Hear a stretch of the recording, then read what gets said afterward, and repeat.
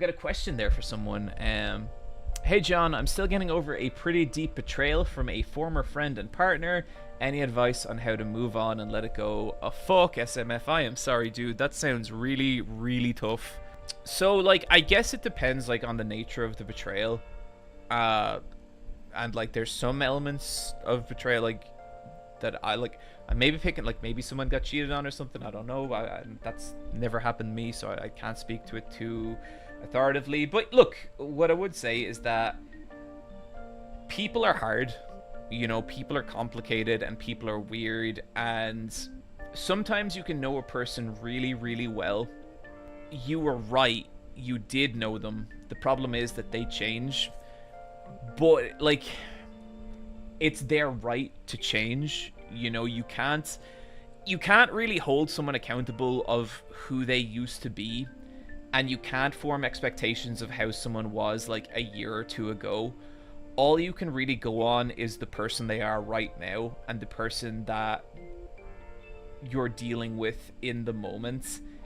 And I have really struggled with that in the past, where, like, oh shit, you know, I used to have this kind of relationship with this person, but now things feel different and weird, and I don't know how to get the old relationship back.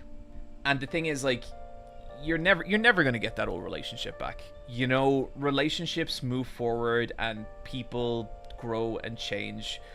But the thing about people growing, and this is one of the kind of bitterest pills I had to swallow in, like, kind of getting older, and especially, like, in my kind of late 20s and 30s, not everyone grows in ways that are healthy. You know, people suffer trauma, people get hurt, and it makes them more closed off and more insular and kind of weird. And sometimes you're just left in a situation where you have this person who cares about you deeply, but they're not good for you anymore. You know, and it's a really, really fucking hard position to be in. But I think the important thing to remember is, like, whoever either of these people were, there was a time in your life that you were probably happy and you didn't know them. It's totally fine to want people, but you don't need any individual person or set of individuals, even if it really, really fucking feels like it at the time. Like, ultimately, you gotta be in a place where, like, you're comfortable with your own company, and that you're happy just to kind of be around yourself, because that's the kind of person that people are drawn to, and that's the kind of, you know, it's meeting new people, and it's, like, developing existing friendships, joining new clubs, getting into new activities. Like, that's the kind of shit that I think helps get over kind of isolation and loneliness and all that kind of stuff. I always remember I used to really struggle at parties when I was younger. I didn't like parties very much, and I never knew how to act in them. And I remember, like, I'd be very anxious about talking to people and talking to, like if someone would want to talk to me or not. And it would make me way overthink every encounter. And I bet I was annoying as shit to be around. I really, really think that. And then I remember, like, I went to this one party and, like, I was really stressing out about it, because, like, I always stressed out about this shit. And I was just like, okay, I'm just gonna stay in one spot for this entire party, and whoever comes talk to me, awesome, and whoever doesn't come talk to me, that's fine. And I went, and I had one of the best times I've had in a party in a long time, just because I wasn't fucking stressing about other people. I was mainly just trying to concentrate on my shit. And so, like, if you're really, like, hurt from these people, I think the best thing you can do is kind of focus on yourself. Focus on, like, the kind of shit that you want to develop, the kind of person that you want to turn into.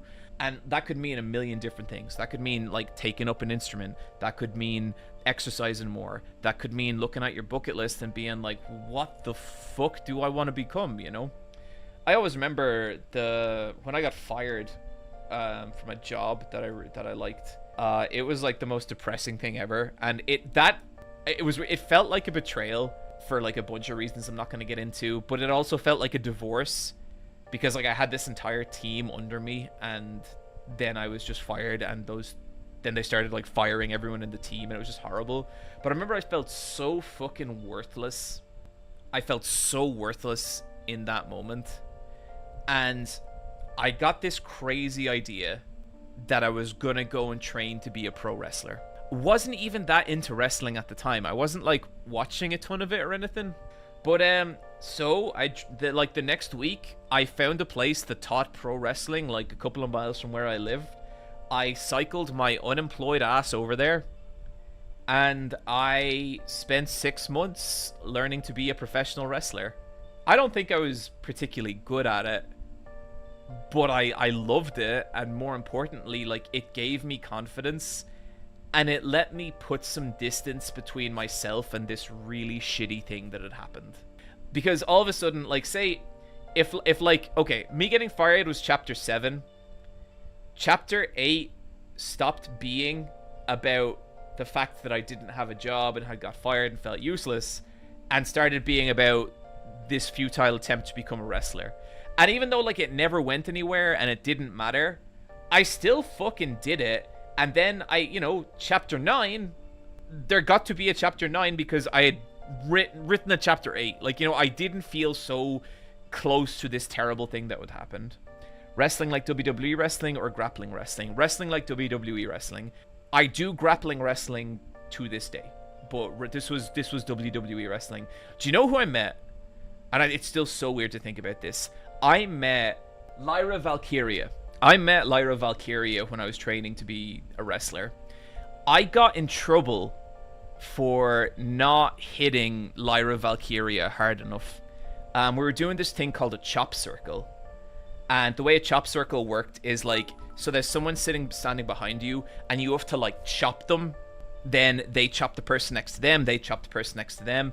And at one point, like, there was a lad next to me, and I chopped him really hard, and he was like, no, I'm done. Then there was another guy next to me, and I chopped him really hard, and he was like, no, I'm done. And then it was me, Lyra Valkyria, and like 2 other guys, the only people left in the chop circle. And like, now at the time, Lyra, I think she must have been like 15 years old or something. She was so young and so small, right? But it was like the first time that I like had to like hit a girl, and it was like just years of social engineering. I couldn't fucking do it. And for the record, now I box women, I like wrestle women, like grapple wrestle women. Some of the fucking toughest people I fought are women. It's not about that. But I just, back then, like, I couldn't do it, and so I got taken aside and chewed out by the guy who used to run the place, Joe Carberry.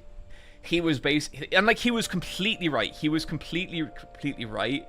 That he basically said, she's here because she wants to be here, and you need to treat her like anyone else in this hall. And he was 100% right. Completely right. And so I apologized to Valkyria afterwards, and she was really cool about it. She was like, oh, don't worry, like, she's it wasn't like a thing to her. But yeah, that's my story of Lyra Valkyria. And also, the girl who takes the photos for Eyepatch Wolves is a childhood friend to Becky Lynch.